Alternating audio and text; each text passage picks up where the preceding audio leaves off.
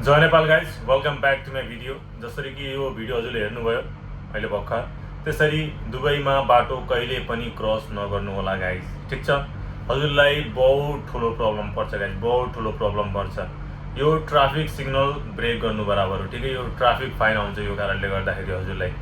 यहाँ नेपालीहरू होइन, यहाँ धेरै जस्तो हुन्छ, धेरै जस्तो कन्ट्रीहरूको मैले हेर्छु। ठिक छ, धेरै जस्तो कन्ट्रीहरूको हेर्छु यो रुल ब्रेक गर्छन्, जथाभावी हजुरको जान्छन्, रोड क्रस गर्छन्, ट्राफिक सिग्नल लागेको बेला नि ग्रिन सिग्नल हुँदा पनि क्रस गरिदिन्छन् दौडेर।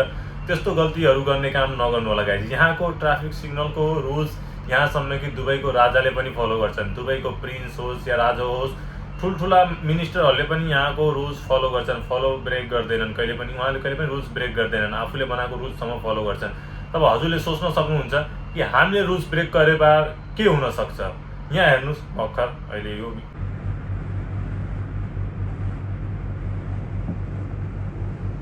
जस्तो कि यहाँ हेर्नुभयो, काले र त्यो एउटा छ स्कुटर चलाइरहेको छ, बिच बाटोबाट क्रस गरेर गयो।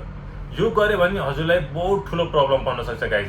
यहाँ कसैले हेरेन यो नसोच्नुहोस्, यहाँ क्यामेरा हर ठाउँमा लागेको हुन्छ र लागेको छैन भने पनि बाइचान्स पुलिसले हेऱ्यो भने हजुरको महिनैभरिको स्यालेरी जान सक्छ त्यो एउटा गल्तीले। किनकि त्यो गल्ती होइन, सबभन्दा ठुलो अपराध मानिन्छ।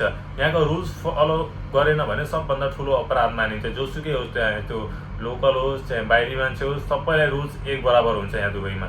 सो गाइज, यो गल्ती गर्ने काम हजुरले नगर्नुहोस् बिर्सेर पनि।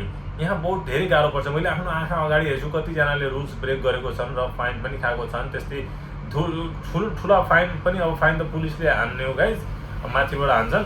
कति हान्छन् त्यो थाहा हुँदैन, तर ठुलो फाइन आउँछ यस्तो रुल्सहरू ब्रेक गर्नको कारणले।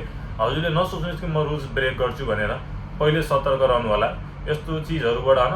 हजुरलाई पनि गाह्रो हुन्छ, एक्सिडेन्ट हुने पनि चान्स बढी हुन्छ होइन। र दुबईमा रुल्स ब्रेक गर्ने कोसिस कहिले पनि नगर्नु होला गाइज। यो सबभन्दा ठुलो प्रब्लम हो। फाइन मात्र होइन, हजुरको बहुत ठुलो प्रब्लम पर्छ हजुरको भिजामाथि पनि। त्यस्तै केही काण्ड गर्नुभयो भने हजुरलाई वापस घर पनि पठाउन सक्छन्, डिपोर्ट पनि गरिदिन सक्छन्। कतिजनालाई मैले हेर्छु, हेरे छैन, पुलिसले हेरे छैन, उसले हेरे छैन, यसले हेरे छैन भन्दै ब्रेक गरिदिइहाल्छन्, दौडिहाल्छन्, बाटोमा दौडिहाल्छन्। यस्तो गल्ती गर्ने काम नगर्नु होला गाइज। म आफैले गर्दैन, डर लाग्छ यहाँ हेरेर हर चिजको गाइज। क्यामेरा हर ठाउँमा लागेको हुन्छ, सानो सानो कुरामा फाइन आएको हुन्छ होइन। अब त्यही सानो सानो कुरा पनि हजुरले फलो गर्नुपर्ने हुन्छ।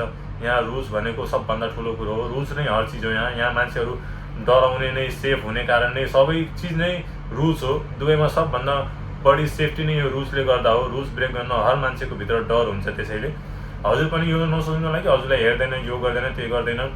कृपया नेपाली दाजुभाइ बहिनीहरूलाई हो जो पनि आउँदैछन् दुबई या दुबई हुनुहुन्छ, यस्तो गल्ती गर्ने काम नगर्नु होला। हजुरको सेफ्टीको लागि हो, बहुत ठुलो रिस्क पर्न सक्छ हजुरलाई। त्यसैले आफू सेफ बस्नुहोस् र यस्तो गल्तीहरू गर्ने काम नगर्नु होला। दुबईको बाटोमा कहिले पनि यसरी क्रस नगर्नु होला।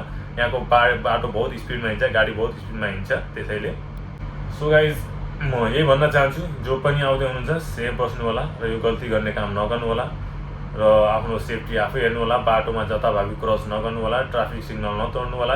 फाइन आयो भने हजुरलाई प्रब्लम पर्न सक्छ, दुबई पुलिस एप्लिकेसनबाट गएर पे गर्नुपर्छ।